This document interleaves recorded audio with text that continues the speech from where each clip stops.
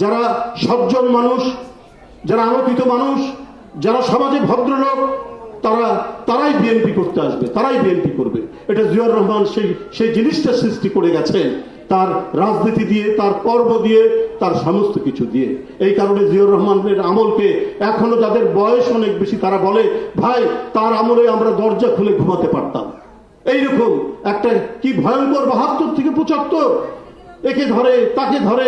জাসদের এক নেতা আমাকে বলেছেন, আমরা প্রেস ক্লাব থেকে মিছিল নিয়ে যাচ্ছি, পিছন দিক থেকে রক্ষী বাহিনী দুজনকে ধরলো। এই যে ধরলো তার আর হদিস নেই আজ পর্যন্ত। জাসদের তখন তার বিএনপি হয়নি জাসদ।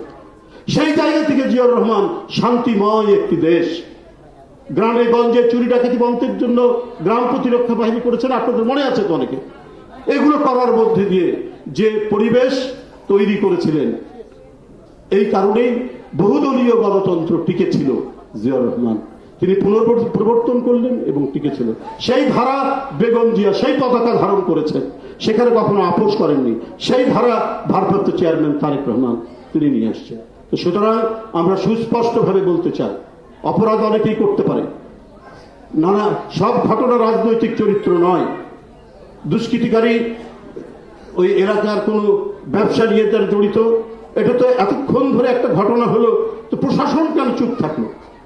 প্রশাসনের লোকরা জানতে পারে না এত টেকনোলজি উন্নত হয়েছে, এত কিছু বিষয় হয়েছে, তো চট করে সেখানে প্রশাসনের লোক, পুলিশ, র্যাব সেখানে আসতে পারলো না।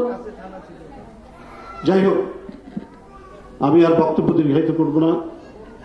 এইরকম নানা মাস্টার প্ল্যান কিন্তু ঘটতে থাকবে, আমাদেরকে সতর্ক থাকতে হবে, কোনো ধরনের বিভ্রান্তির মধ্যে যাওয়া যাবে না। রাষ্ট্রের অনেক গভীরে অনেক ধরনের পরিকল্পনা থাকতে পারে। যে বিএনপি একটি জাতীয়তাবাদী শক্তি, তো বিএনপি শুধু রাজনৈতিক দল নয়, এটি জাতীয়তাবাদী প্রতিষ্ঠান। ও আপোষ করে না শুধু গণতন্ত্র নয়, স্বাধীনতা সার্বভৌমত্বের জন্য। তাই আধিপত্যকামী আন্তর্জাতিক শক্তি তো বিএনপিকে দেখতে পারবে না। সেই জন্য গভীর ষড়যন্ত্রের মুখোমুখি সবসময় বিএনপির উপর হয়েছে, এখনো হতে পারে। এগুলোকে কাটিয়েই আমাদেরকে গণতন্ত্র রক্ষা করতে হবে এবং স্বাধীনতা সার্বভৌমত্ব রক্ষা করতে হবে। যার প্রেরণা জিয়াউর রহমান, যার প্রেরণা দেশনেত্রী বেগম খালেদা জিয়া, যার প্রেরণা তারেক রহমান। আপনাদের সকলকে ধন্যবাদ।